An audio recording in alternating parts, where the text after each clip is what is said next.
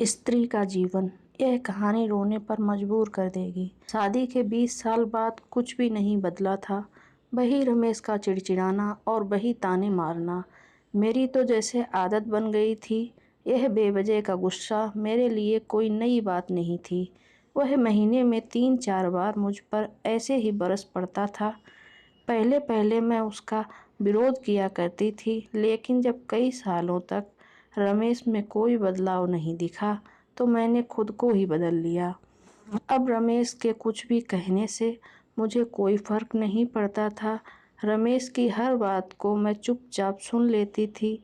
शादी के 5 साल तक मैंने पूरी कोशिश की कि रमेश को बदला जाए, लेकिन फालतू का गुस्सा करना और बाद में भला बुरा कहना, यह मानो जैसे उसकी आदत बन गई थी। कोई भी बात विवाद होता तो रमेश सीधा बोल देता, अगर मैं तुमको अच्छा नहीं लगता तो क्यों नहीं चली जाती अपने मायके, क्यों रहती हो मेरे साथ। इतना सब कुछ होने के बावजूद मैं रमेश के साथ रहती थी, क्योंकि मुझे अपनी बेटी की फिक्र थी।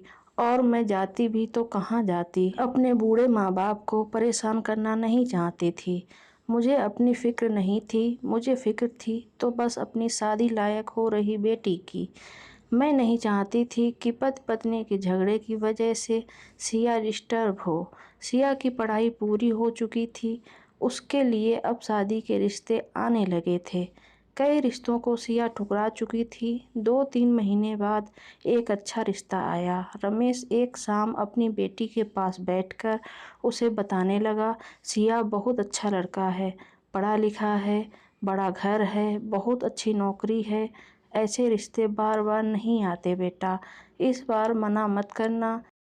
सिया अपने पिता से ज़्यादा बात नहीं करती थी, शायद डरती थी या शायद नफरत करती थी, लेकिन आज वो अपनी पूरी हिम्मत कर बोली, मुझे अभी शादी नहीं करना है पापा, मैं नौकरी करना चाहती हूँ, खुद अपने पैरों पर खड़ी होना चाहती हूँ। हाँ तो उसमें क्या बड़ी बात है, रमेश बोला। मैंने लड़के से बात की है, वह तुम्हें किसी बात के लिए नहीं रोकेगा। तुम शादी के बाद भी नौकरी कर सकती हो, वह तुम्हें नौकरी के लिए परमिशन दे देगा। नौकरी करना या ना करना उसकी परमिशन पर क्यों डिपेंड रहेगा पापा, सिया ने पूछा। मैं कह रहा हूँ ना, तुम्हें किसी भी चीज़ की कोई कमी नहीं होगी। ऐसे रिश्ते बार बार नहीं आते, इसे ठुकरा मत, बहुत खुश रहोगी तुम वहाँ, रमेश बोला। पापा क्या मैं उतनी ही खुश रहूँगी जितनी मम्मी इस घर में खुश हैं, सिया ने तंज कसते हुए कहा। रमेश कुछ पल के लिए शांत हो गया। पापा मुझे शादी ही नहीं करनी है, क्योंकि शादी के बाद अगर वह लड़का आपके जैसा निकला तो मैं क्या करूँगी।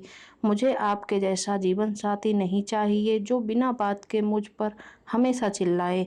मेरी तबीयत कैसी भी हो उसे परवाह ना हो, रोटी थोड़ी मोटी बन जाए तो घर सर पर उठा ले, उसका चेक बुक ना मिले तो भी मेरा दोस्त निकाले। अगर आपका जवाब हाँ है तो कर दीजिए मेरा रिश्ता, और ना है तो मुझे आत्मनिर्भर बनने दीजिए। रमेश कुछ भी ना बोल पाया और वहाँ से चुपचाप बाहर चला गया।